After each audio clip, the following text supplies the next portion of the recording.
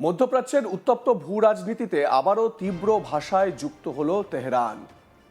ইরানের সর্বোচ্চ নেতা আয়াতুল্লাহ আলী খামেনি সরাসরি আমেরিকাকে বার্তা দিয়ে বলেছেন, পৃথিবীর মধ্যে সর্বশক্তিমান সেনাকেও এমন আঘাত করা যায় যাতে তারা আর উঠে দাঁড়াতে না পারে। তার বক্তব্যে বিশেষভাবে উঠে এসেছে আমেরিকার পাঠানো এয়ারক্রাফট ক্যারিয়ার প্রসঙ্গ। কটাক্ষের সুরে তিনি বলেন, এয়ারক্রাফট ক্যারিয়ার ভয়ঙ্কর মেশিন ঠিকই, কিন্তু তার চেয়েও ভয়ঙ্কর সেই অস্ত্র যা তাকে সমুদ্রের তলায় পৌঁছে দিতে পারে। এই বক্তব্য নিছক সামরিক হুঙ্কার নয়, বরং বহুমাত্রিক কৌশলগত বার্তা। একদিকে প্রতিরোধের ঘোষণা, অন্যদিকে দেশীয় রাজনৈতিক সমর্থন দৃঢ় করার প্রচেষ্টা।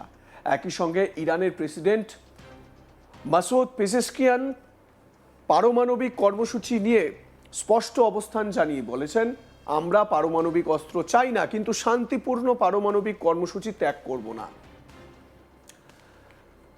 যাচাই মানে আপনারা যা খুশি তাই করতে পারেন, আমরা প্রস্তুত আছি। খামেনি তার ভাষণে উল্লেখ করেছেন, গত ৪৭ বছর ধরে আমেরিকা ইসলামিক রিপাবলিককে ধ্বংস করতে পারেনি।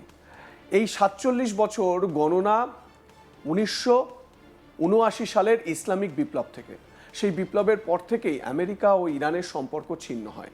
জিম্মি সংকট, অর্থনৈতিক নিষেধাজ্ঞা, প্রক্সি ওয়ার, দুই দেশের সম্পর্ক শত্রুতার পর্যায়ে। পরবর্তী দশকগুলিতে নিষেধাজ্ঞা ও কূটনৈতিক চাপের মাধ্যমে আমেরিকা ইরানের পারমাণবিক কর্মসূচি সীমিত করতে চেয়েছে। ২০১৫ সালে বারাক ওবামা প্রশাসনের সময় ইরান ও বিশ্ব শক্তির মধ্যে স্বাক্ষরিত হয় ঐতিহাসিক পারমাণবিক চুক্তি, joint comprehensive plan of action. কিন্তু ২০১৮ সালে প্রেসিডেন্ট ডোনাল্ড ট্রাম্প একতরফাভাবে চুক্তি থেকে বেরিয়ে আসেন এবং কঠোর নিষেধাজ্ঞা আরোপ করেন। সেখান থেকেই উত্তেজনা নতুন মাত্রা পায়। আমেরিকার এয়ারক্রাফট ক্যারিয়ার মধ্যপ্রাচ্যে পাঠানো নতুন কিছু নয়। পারস্য উপসাগর বা পার্সিয়ান গালফে দীর্ঘদিন ধরেই আমেরিকার নৌবাহিনীর উপস্থিতি সেখানে রয়েছে। ক্যারিয়ার কেবল যুদ্ধজাহাজ নয়, এটি চলমান সামরিক ঘাঁটি, যেখান থেকে ফাইটার জেট, নজরদারি বিমান, ক্ষেপণাস্ত্র ব্যবস্থা পরিচালিত হয়।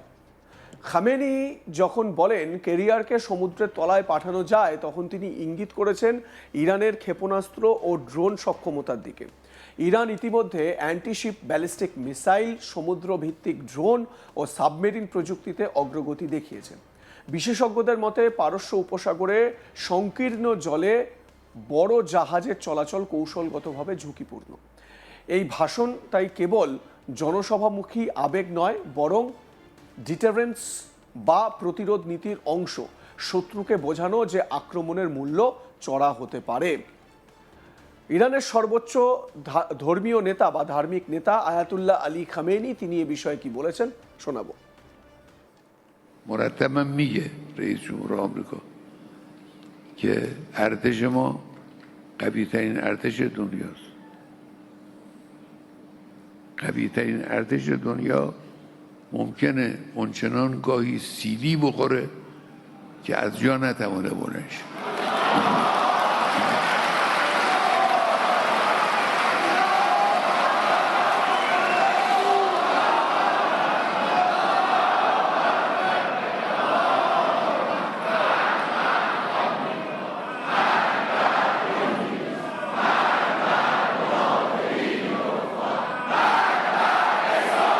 هی میگن ما ناو فرستادیم طرف ایران. خیلی خوب، ناو البته یک دستگاه خطرناکی است، اما خطرناکتر از ناو اون سلاحی است که میتوانه این ناو رو به قعر دریا فرو ببره.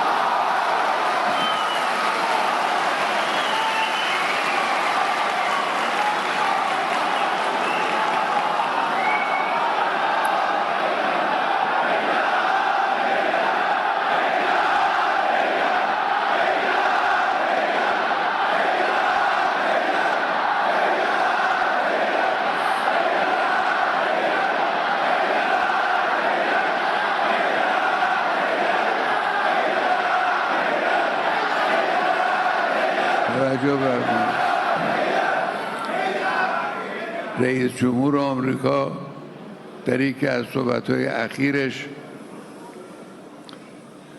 گفته که 47 ساله که آمریکا نتوانسته جمهوری اسلامی رو از بین ببره. شکایت کرده به مردم خودش. 47 ساله که آمریکا نتوانسته جمهوری اسلامی رو از بین ببره.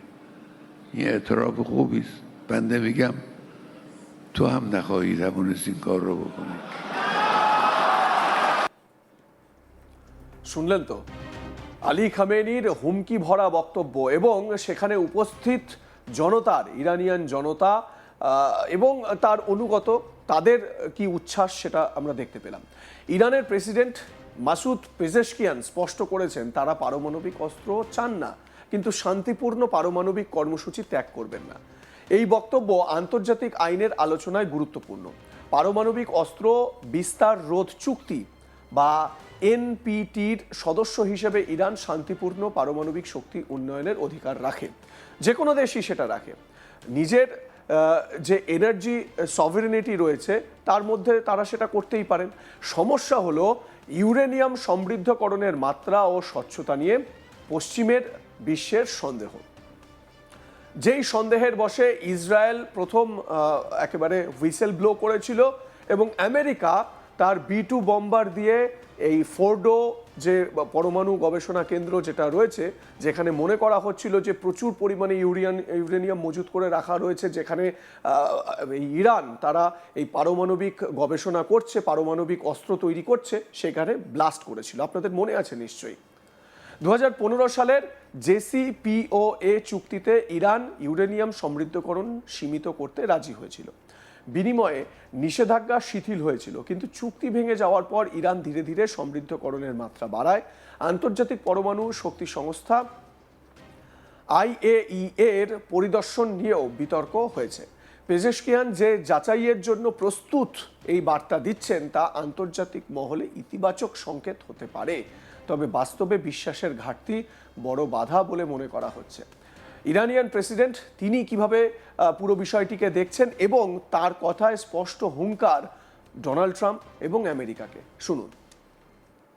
با چه زبانی باید بگیم که ما به دنبال سلاح هسته‌ای نیستیم و نخواهیم هم بود. هر چطور میخوان راستی آزمایی کنن. ما اگر واقعا اینا دلشون بخواد ایران سلاح هسته‌ای نداشته باشه، ما آماده ایم هر گونه راستی آزمایی رو خواستن با همدیگه داشته باشیم.